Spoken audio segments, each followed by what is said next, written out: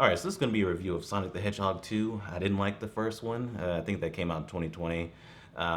Mediocre. It's just a road trip movie with Sonic and James Marsden, and it was really annoying me. Sonic wouldn't shut up and didn't really have that much funny things to say, and Jim Carrey was definitely getting on my nerves. Like it's just him trying to do whatever to be funny, even though they didn't really have much for him, written. So it's just kind of him doing kind of his shtick, but just not really working. But anyway, this one's directed by Jeff Fowler, just like that one was. And maybe I feel a little bit better about this one. We'll get to that. So, Jim Carrey, Eggman, he is still on the Mushroom Planet. If you remember the first movie, he was, I guess banished, you could say, to that planet at the end. And he's there, and he tricks some people into coming to that planet. He takes them out, and then Knuckles comes out of the portal. So they decided to team up to take on Sonic to find I think it was the Master Emerald. I remember the Chaos Emeralds from the games. It's been years, so I don't remember a lot, but I do remember those. So they are incorporating things from the games. So Sonic is kind of doing like superhero things now. He's still living with James Marsden and Tika Sumpter's character, Tom and Maddie Wachowski. They are gone. They're going to a wedding, and so he's there by himself. He ends up getting his ass beat by Knuckles, and then he meets Tails, and Tails is going to help him to find the Master Emerald. So they have to pretty much go on this, I guess you could say, this little adventure or whatever, to potentially find it before Eggman and Knuckles do. So I do feel better about this one. I do think it's a better movie. It at least has something to it, and it has more of the games and things like that involved. Um, I do like Sonic and Tails together. I felt kind of reminiscent of the games there, and they had some nice emotional moments with each other. Sonic versus Knuckles, the best parts of it are probably in the trailer, but those were the best parts of the movie, I think. Knuckles himself, played by Idris Elba, he was really funny. He was giving me a little bit of Drax from Guardians of the Galaxy, but also Starfire from Teen Titans. He kind of reminded me of that character where he's not from Earth, so he's not really accustomed to things on Earth. Like he says things in weird ways and doesn't really understand when people talk to him or understand certain concepts. I thought that was actually really funny. Jim Carrey in this one, it feels like they have a better idea of what they want to do with the character. Like he actually is kind of the smart asshole in this, and that actually worked for me. Like there's still some parts that I didn't like because the dialogue is still pretty bad. He starts, flossing at one point, and he's doing this other stuff. He's like later haters and stuff like that. It's some lame stuff in that dialogue, but they do have a better grasp of him, and I do think he is pretty good in this movie. He did legitimately make me laugh in this one. The action scenes within themselves, especially the one at the end, which does incorporate a pretty popular thing from the games, which was actually pretty cool. The fight scenes I think do work. They could be a little bit more, like especially the climactic little fight. It could be a little bit more based on how long this movie is. We'll get to that. But I do think it's cool. There are definitely good moments to this movie, unlike that first one, which I'm really struggling to even remember right now. But that's the main positives that I have. Uh, this movie, more than that first one, definitely feels like a kid's movie. And I'm talking single digits, right? There's parts with Jim Carrey where it's giving me almost like the villain from Lazy Town vibes. I mean, where it feels like an adult that's clearly just trying to be over the top to entertain kids. So that part didn't work for me. But especially the main issue here is the length. Before the movie even came out, I was like, why is this movie 2 hours? I think I tweeted something about that. And the reason why it's 2 hours is, for one, they have so much going on. We have to get the whole backstory of Tails and Knuckles.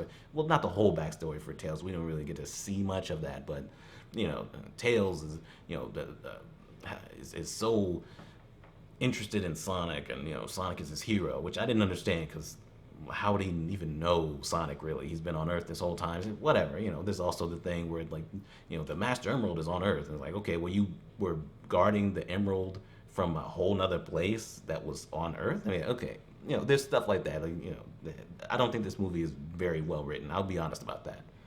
But there's parts of this movie that definitely don't need to be there, and we're definitely kind of lame and like making me roll my eyes. Like there's a dance battle at one point that didn't need to be there, but especially this one little plot that's going on. So the sister, I'm gonna spoil this. So the sister from the first movie that got tied up and all that, she is getting married. That's why James Mars and Tika Sumpter. That's why they left. They're going to her wedding, and she's getting married to this guy. It's played by Shamar Moore. Um, and that's another thing. This movie is super predictable. The whole thing with the rings, the ring got switched and all that, that was so obvious. A lot of this movie is really, really obvious.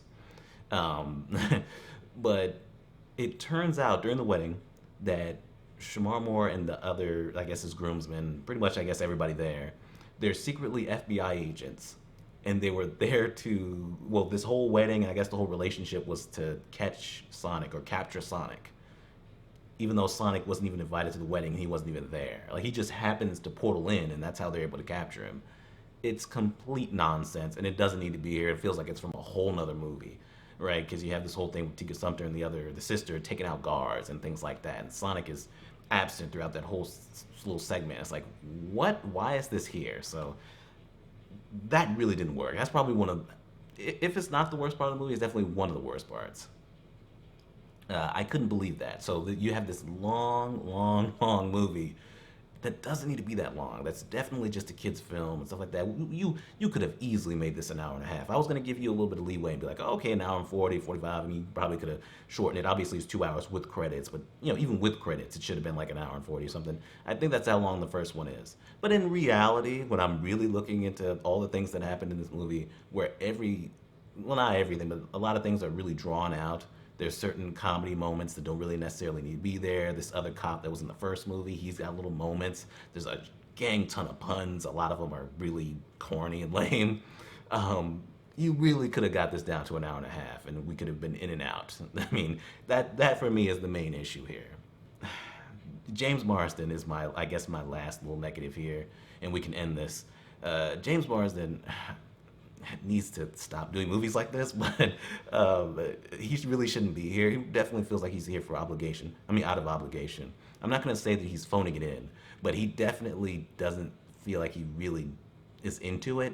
And when he's talking to Sonic, especially when he's on that boat, it definitely felt like he was just kind of giving lines and that's it, right? Not that he's actually talking to something.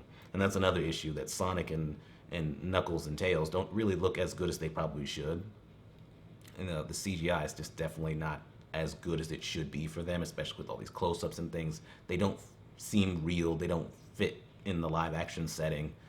So that's an issue. But when he looks down and talks to Sonic, it's obvious that he's not really talking to something, right? It was definitely reminding me of like Alvin and the Chipmunks with what was his name, Dave, whatever, the dad in that movie, in the movies, where it's so obvious that he's talking down to something. It's like it's not really there, and it's not believable at all in his performance.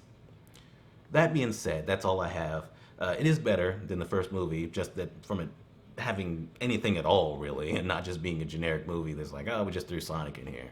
And there are definitely a lot of Easter eggs and things from the games that I'm sure will please the insane ass Sonic fan base. um, so I actually am going to give this a positive review. I'm going to give it a good enough. It's not very well written. It's not um, all that great. I don't even know if I would fully say that the movie is good, but I will say it's fine, especially with it feeling so much like a kid's movie with this one, where I felt so out of place and everything. I was like, okay, so this works for what it is. And I did legitimately laugh and enjoy a good percentage of this movie, even as harsh as I am. So that's it. That is Sonic the Hedgehog 2, and we're done.